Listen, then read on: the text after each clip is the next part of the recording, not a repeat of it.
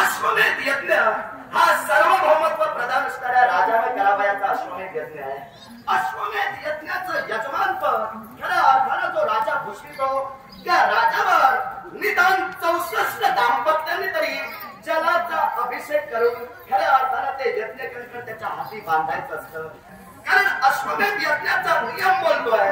या नियमानुसार 64 राजांना जिंकणं म्हणजे ते 64 राज्यांची भूमी आपल्या अंकित करणं अश्वमेध यज्ञाचं तत्व बोलत आहे. या तत्वानुसार आम्ही खऱ्या अर्थानं त्या पत्रिकेत वीर जातीला कुशल देणारे शब्द रेखाटले.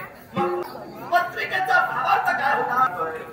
युधिष्ठिरे मांडीला स्त्रियाग त्या निमित्त सोडीला हा तुरंग पाच रक्षणास याचे संग त्याचा तुरंग सहाय्यकारी तो द्रुपसे भलाटे पूर्ण जनेच धावा काम करणं युद्ध पुकारून अर्जुनाने सोडून दिलं तो निजबळे न होई जास्ती आहे खरे त्यानं दाती पूर्ण घेऊन दरबार मंडळी सह पांडवांना शरण जावे.